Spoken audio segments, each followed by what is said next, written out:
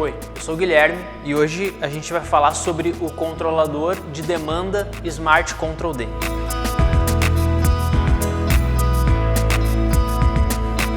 Assim que o controlador é ligado e instalado, essa é a primeira tela que ele sempre vai identificar. Essa é a tela inicial do controlador. Essa tela faz parte de uma das telas de leitura do equipamento. Então, se nós pressionarmos as setas de navegação, esquerda ou direita, a gente acessa as outras telas de leitura do controlador. O número de telas dentro desse menu ela pode variar de acordo com a configuração do tipo de saída de usuário, que é um parâmetro que nós vamos ver na sequência. Então, por aqui vocês vão conseguir ver a identificação do equipamento, as leituras de demanda, de potência instantânea, enfim. Depois dessas telas de leitura, a gente tem ainda o menu de programação do controlador. Para acessar esse menu, nós precisamos pressionar seta para baixo e tecla E. Pronto. Aqui a gente já está dentro do menu de programação do controlador. Agora a gente vai seguir a sequência de telas e comentar a respeito do que deve ser configurado em cada parâmetro que vai aparecendo. O primeiro menu, então, ele indica a programação das saídas de controle. Então, se a gente pressionar a tecla E para acessar esse menu, eu vou ter acesso às saídas do controlador e vou desabilitar, caso isso seja necessário, as saídas que não vão ser utilizadas. Então, num primeiro momento, todas as saídas estão habilitadas e se eu uso as setas de navegação, eu consigo ir pulando entre as saídas, eu vou até a saída que eu quero e pressiono seta para baixo. Isso faz com que apareça um X ali abaixo da saída. Esse X indica que aquela saída foi desabilitada. A próxima tela é a tela onde eu configuro o valor das cargas conectadas a cada saída que ficou habilitada no menu anterior. Então, pressionamos Enter para entrar e aqui eu acesso novamente cada uma das saídas e vou até a saída que eu quero, pressiono E e ele habilita a edição do valor de quilowatt que eu tenho ali naquela saída. Eu insiro o valor e aperto a tecla E de novo para confirmar a alteração. A próxima tela é a tela Prog Saída Ponta. Entrando nela, eu vou ter acesso à tela onde eu posso configurar uma saída ou mais de uma saída para que ela seja desativada no momento em que o controlador identificar que entrou no horário de ponta. Para essa tela, todas as saídas vêm com esse X, ou seja, nenhuma saída vai ser desligada no horário de ponta, mas se eu quiser mudar isso, segue a mesma lógica. Eu acesso a saída que eu quero e altero, pressiono seta para cima ou seta para baixo que ele vai mudar a identificação daquela saída. Então, no meu exemplo aqui, a saída 5 vai ser desativada quando o controlador entrar no horário de ponta. A próxima tela é a Prog Sequência. Nessa tela, eu posso estabelecer uma ordem de prioridade nas saídas que vão ser desativadas, as saídas que vão ser abertas para desligamento das cargas. Mesma lógica, todas elas vêm com esse X, ou seja, não há uma ordem de prioridade ou de preferência entre as saídas. Se eu quiser mudar isso, mesma coisa, acesso a saída que eu quero atribuir a prioridade e pressiono seta para cima ou seta para baixo para mudar o estado dela e tecla E para confirmar. Tempo religamento SD. Essa tela eu configuro o tempo em segundos que vai ser utilizado para contagem para atuação naquela saída. Então eu posso configurar tempos diferentes para cada uma das saídas que eu tenho habilitadas. A próxima tela é Prog Posto Horário. Nessa tela eu configuro quais são os postos de controle que eu tenho disponíveis.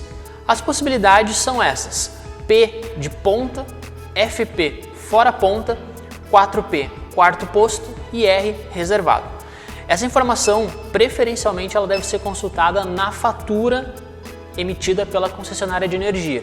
Então, por exemplo, se eu tenho no contrato e está identificado na fatura somente horário de ponta e fora ponta, eu vou desativar os outros dois.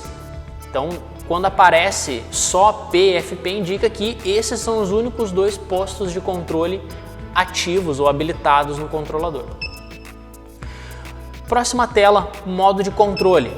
Aqui eu vou definir se o controle, a atuação nas saídas do controlador vai ser automático ou manual. Para esse caso, é sempre interessante ou preferível trabalhar no modo automático, onde o próprio controlador vai definir quando e como ele vai atuar nas saídas. A próxima tela dá acesso à configuração do endereço de rede. Essa função ela é utilizada caso o controlador seja integrado a algum sistema de gerenciamento, pelo fato dele ter uma porta de comunicação serial. Então aqui, em endereço, eu vou definir qual é o endereço Modbus atribuído ao controlador. A próxima tela é a tela de Float-AC, que também está associado à comunicação do equipamento. Velocidade serial, também ligada à comunicação, velocidade em BPS. Tipo saída usuário. Nessa tela eu vou definir qual é o tipo da saída de usuário do medidor da concessionária, sendo que as possibilidades são mista, estendida ou normal. Essa configuração geralmente deve ser configurada mediante contato com a concessionária, porque ela é quem vai ter essa informação. Ou a gente pode, como são só 3 possibilidades, configurar em tentativa e erro. Então a gente escolhe um tipo de saída de usuário, retorna ao menu de leituras e observa se vão ser apresentados os valores. A próxima tela define a velocidade da saída de usuário. Esse parâmetro ele está atrelado ao anterior. Então, a partir do momento que eu escolho um tipo de saída de usuário, no meu exemplo normal, a próxima tela já vai atribuir a velocidade correta ao tipo de saída que eu configurei. Então, esse parâmetro, apesar de aparecer disponível para edição, ele já vai se ajustar automaticamente. O tempo de resposta também está ligado ao tipo de saída de usuário, também vai se ajustar de acordo com o que eu selecionar lá naquele parâmetro. A próxima tela define qual é o meu valor de demanda contratada que eu preciso configurar, e aqui é importante que o valor contratado está ligado à configuração dos posto horários que nós vimos anteriormente. Então, no meu exemplo, eu habilitei somente os horários de ponta e fora ponta. Então, eu vou ter que inserir os valores contratados para esses 2 posto horários. Então, na primeira tela, ele vai mostrar o valor para que eu insira o contrato em ponta. Então, eu pressiono o Enter aqui, ele habilita a edição do campo. Eu insiro o valor, mais um Enter para confirmar, depois seta para o lado, ele vai dar acesso à configuração do posto horário fora ponta. Mesma lógica, aperto o Enter, insiro o valor, Enter novamente para confirmar. Depois aparecem ainda os outros posto horários, mas como eles não foram habilitados no menu anterior, eu não preciso inserir um valor aqui. Esses posto horários que foram desativados, eles vão ser simplesmente desconsiderados. A próxima tela é a programação do percentual de ultrapassagem. Então, esse percentual é um valor de ultrapassagem permissível, digamos assim. Então, o valor comumente utilizado, que as próprias concessionárias utilizam, é de 5%. Apesar de que, se houver necessidade, esse parâmetro ele pode ser ajustado. A próxima tela dá acesso à programação das constantes de medição. Essas informações elas são fundamentais para o funcionamento do controlador. Então, as constantes elas são KE, TP, TC, DT e K0.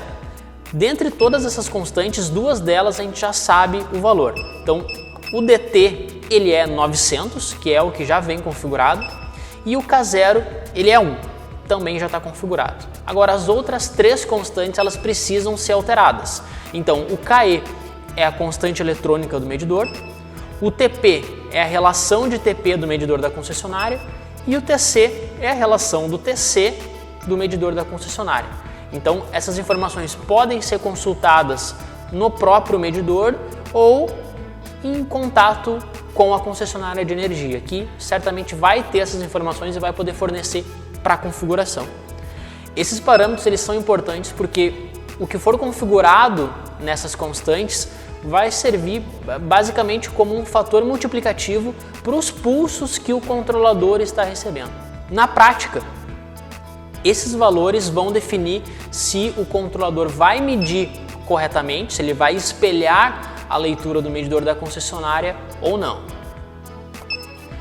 A próxima tela serve para a configuração do alarme.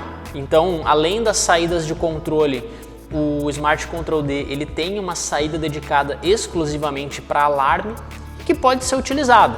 Então, basta ativar o alarme e então ele vai usar isso, né? Então, no momento que for identificada a ultrapassagem na demanda, ele vai identificar, vai acionar essa saída, sinalizando o usuário de que mesmo atuando, desligando as cargas conectadas a ele, ainda assim ocorrerá a ultrapassagem. Também, essa saída de alarme pode servir para indicar alguma falha na transmissão de dados, a transmissão dos pulsos lá do medidor da concessionária. Então, uma vez ativado, ele sempre vai indicar isso. A próxima tela serve para a configuração do tempo de desligamento das saídas, né? Antes a gente tinha visto lá o tempo de acionamento. Então, mesma lógica, né? Eu defino aqui o tempo em segundos que vai ser considerado para saída daquelas saídas, das saídas de controle do controlador. E a última tela dá acesso ao padrão de fábrica. Esse padrão de fábrica restaura toda a configuração do controlador, retornando ao valor default, o valor no qual o controlador saiu da fábrica. E aí, mais uma tela, a gente retorna à primeira tela de programação. Então, com isso a gente viu todas as telas de configuração do controlador. Feito isso, configurando esses valores, a gente pressiona a tecla C para retornar ao menu de leituras e aí acompanha, verifica se o controlador vai mostrar as medições. No meu exemplo, como eu não tenho um cabo óptico conectado ao controlador e eu ativei o alarme, ele aciona a saída e fica indicando a mensagem de falha de sincronismo. Essa mensagem ela indica que o controlador não está recebendo os pulsos do medidor da concessionária. Então, serve até como um alerta para essa etapa de instalação do controlador. Se for indicada qualquer mensagem de alarme aqui, como está aparecendo nesse caso, significa que tem algo ligado à instalação dele que deve ser configurado. Tá? Nesse exemplo, ou caso o usuário não queira ficar vendo essa mensagem, enfim, eu posso entrar no menu de programação de novo, navegar até a tela de alarme,